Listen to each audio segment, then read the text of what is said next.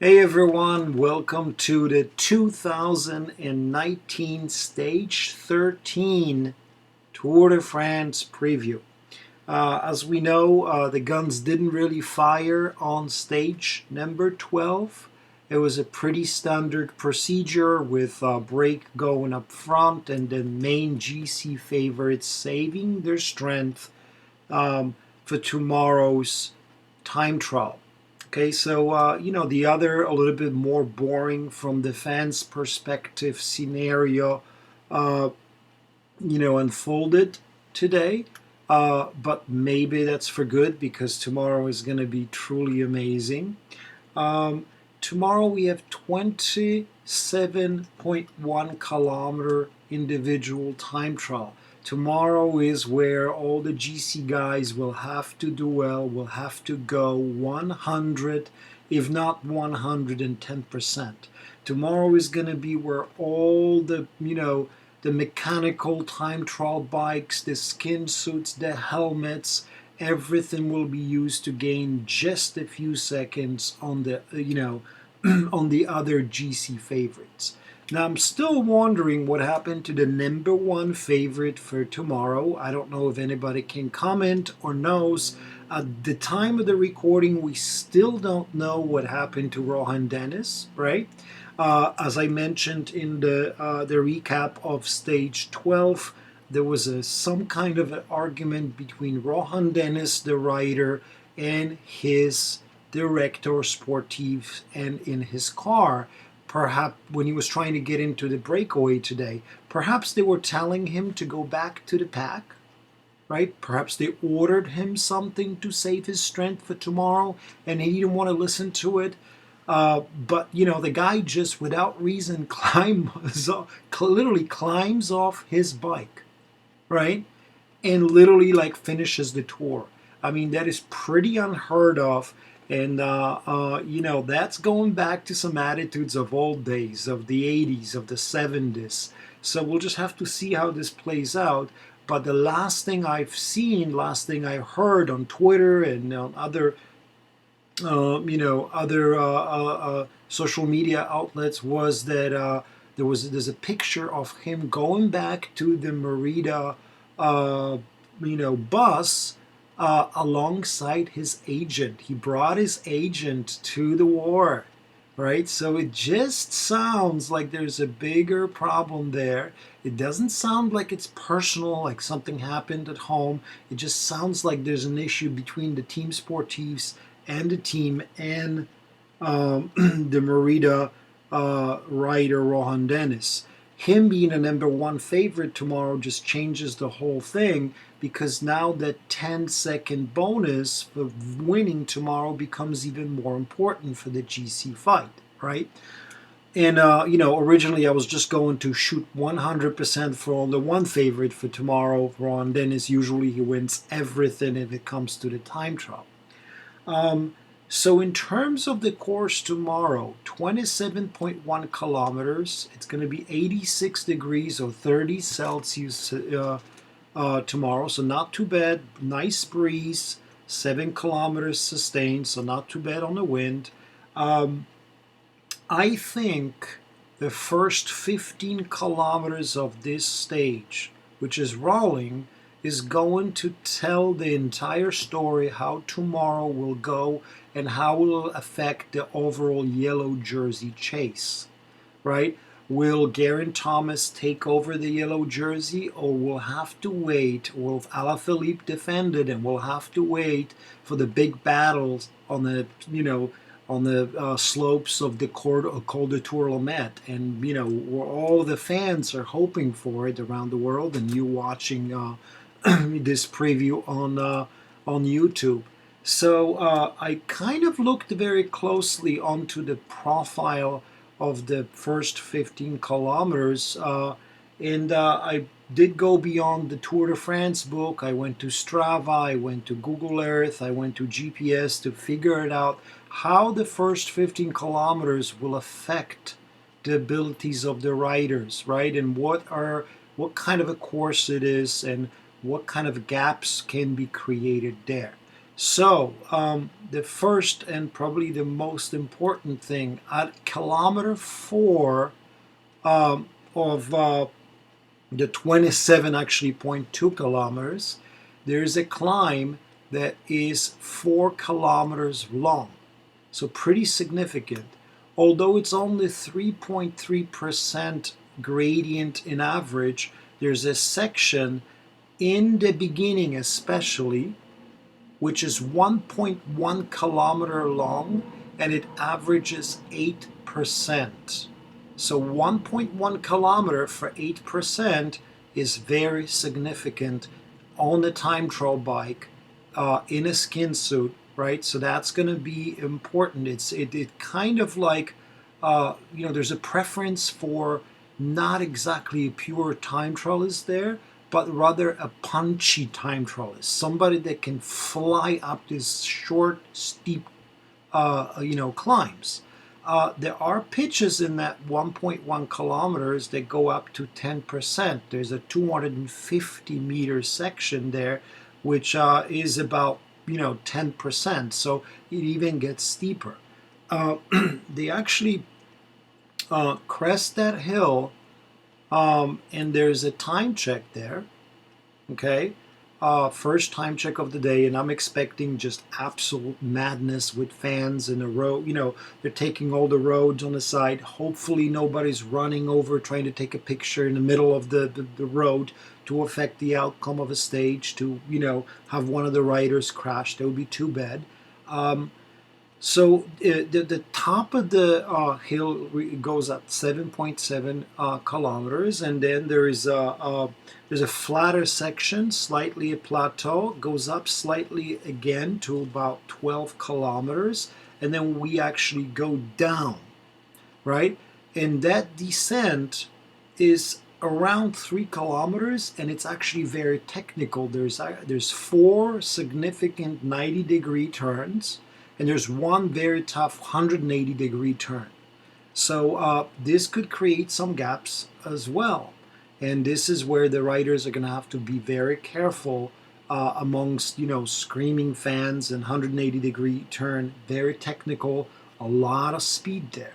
So this kind of goes in between now, right? We have a section that favors the puncher. We have a section that favors, slight section that favors a pure time trialist. For now, it kind of goes in for the puncher, right? Kind of favors a little bit of a puncher.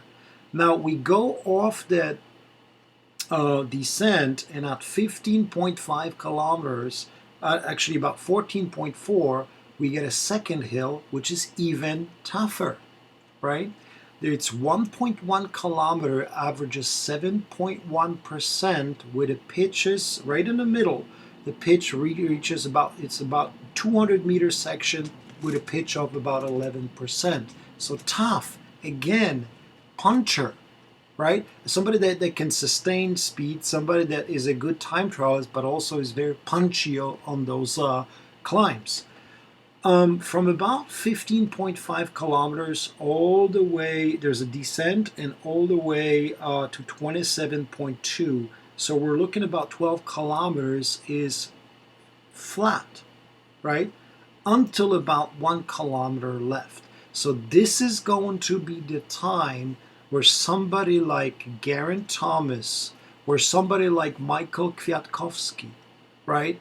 Where somebody like Wilco Kildman, right? When somebody like Tony Martin, depending on how he goes on the hills, could do really well and could gain time on the other punchers. This is going to be the place where they're just the pure time trialists can get actually a lot more time.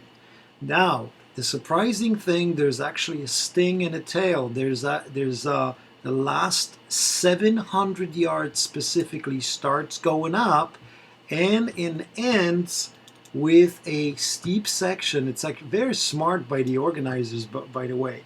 So in about I'd say about 700, 600 yards, it starts getting really steep, and in about 550 meters to go, to about 200 meters to go. There's a steep ramp of 15% for 250 meters that goes up to 18% pitch. So this is going to be really interesting because this is only about 300 yards to go. So it's definitely going to hurt the riders, which at this point are at a maximum 100%. It may help somebody like a good climber, like a puncher, good time trialist, to gain a little bit of time back, right? So, again, the course doesn't really favor anyone, but if I would say, if I would have to pick one over the other, I think it would actually favor more a puncher, good time trialist, puncher that can go super fast over those little climbs, right? And we know who has the advantage there. So I would pick that over a pure time trialist. Second part of the course does favor a pure time trialist. So what does that tell us, right? Main question of the day. There's two questions of the day. Will Alaphilippe stay in yellow, or will Geraint Thomas and Team INEOS take over? Question number two, how much time will other favorites lose to Geraint Thomas? Those are the two big questions for tomorrow, right? My personal prediction for the yellow jersey is Alaphilippe keeps the yellow and goes into Tourmalet to defend on the slope to defend against all the other favorites, especially Team INEOS Control, on the slopes of the Tourmalet, and we have the huge battle there, right? I think every fan would love to see that. So that's my prediction. I predict Alaphilippe will be inspired, and he will only lose maybe between 25 and 40 seconds, right? So he keeps his yellow. There's going to be an issue with a time bonus too. So in overall, I don't think Alaphilippe will grab second or the third. I think Geraint Thomas may be around a second place tomorrow, right? So I think he'll grab, either 10 or 6 seconds on top of the time that he gains on all the other favorites and Alaphilippe. Okay?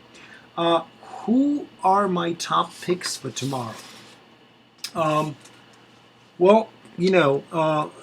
Certainly it was important to look at all the time trials before the Tour de France, and even all the, the time trials in the preparation for the Tour. So the important thing was really, because Tour of Switzerland only had a prologue, but the important thing was to look at how the favorites did in a very similar rolling course in a Dauphine about 2.5, 3 weeks before the Tour. It was 26.1 kilometers, very similar. There was a climb in the middle, very similar, flat section in the end, very similar, and the results were actually very interesting.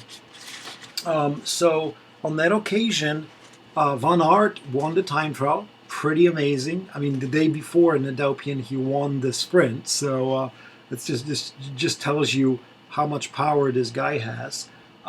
Kreiswick was fourth, all right. Emmanuel Buchmann was fifth. Okay, this is out of the guys that are still in the Tour or riding in the Tour. But Julian Alaphilippe was actually seventh. Fuguslang was ninth. Richie Porte was 11th. And Pinot was 12th. Quintana was further down in the second 10th, right? So it was like 17th or 18th. So this is pretty telling. Of course, that was not against Geraint Thomas and Michael Kwiatkowski, but it was pretty telling where, how these guys will do against each other on a similar rolling course.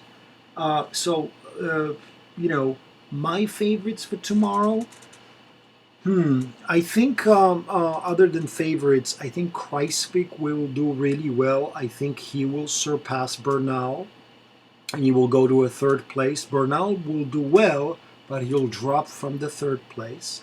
I think Emmanuel Bookman will do really well and go up into, he's top 5 right now. He'll sustain that, definitely. Um, uh, what else? Tomorrow, main favorites. I think number one, well, I mean, there are two number one favorites, but my 5-star favorite for tomorrow is actually not Geraint Thomas. It is Wout van Aert for the win. Okay. And it's just, I just got this feeling he's just motivated. He loves the sport. He already won the stage, and he just wants to prove himself again in front of the entire world. So, although I would normally go, my head tells me to go with Geraint Thomas. My heart tells me to go with Van Aert. So Van Aert is my top 5-star favorite. My other 5-star favorite is Geraint Thomas. Now, speaking about 4-star favorites, my top 4-star favorite would be Michael Kwiatkowski. I think Kwiatkowski will do extremely well tomorrow. I'm not sure what the start times are, but if Kwiatkowski goes earlier than Thomas, he will set kind of the early time checks for him to kind of look at the course, right? So he'll just be kind of a setter for Thomas. Who else tomorrow? I think Wilco Kelderman will do extremely well tomorrow. Steven Kruijswijk, I mean, he's still in contention, right? For Jumbo, I think he'll go into the top 3 tomorrow at least. Tony Martin is obviously there. His form is questionable. We'll see how he does on those first 2 hills and towards the end on that 18% ramp. But I think Tony Martin could do really well, especially in the second part of the time trial. Chad Haga is a good time trialist. Casper Askerum, very good time trialist. Yves Lampaert, Stefan Koenig. Okay. I think Matteo Trentin might do well. And Emmanuel Bookman. Those would be my 4 and 3-star favorites. Okay. I am curious what you're predicting for tomorrow. I am curious what your favorites and what are the picks for you for tomorrow. I'm curious about the overall state of the Tour de France and what will happen to the yellow jersey, whether you think Alaphilippe will lose it or keep it, or Geraint Thomas will take the jersey to try to defend it on a Tour Le Mans, right? Whatever happens, I'm thinking this is going to be a great and epic stage tomorrow, a great kind of a stepping stone for another epic stage on Saturday and another epic stage on Sunday. If you like the video, hit like. If you want to subscribe to a channel, I'd certainly appreciate it. I'm going to be doing videos every day for the remainder of the tour and then for every major world tour stage race or one-day race. So a lot more coverage of the pro cycling sport out here. And I'm just curious in overall, how's your riding going? How what do you think? Who do you think is going to win the tour in the end? The weather is wonderful outside, so I'm going for another ride today. I took a day off yesterday. It's like 72 degrees, like 22 Celsius out there. So I am going on the road, and I'll see you tomorrow. And again, go Julian Alaphilippe. It is time to end the INOES and Sky Power. I just kind of give my my thoughts away here. It is time to break that knot, break that domination, and it is time to end the drought of the French and go Julian Alaphilippe. All right, guys, thank you for watching and thank you for listening. All right, take care. Bye.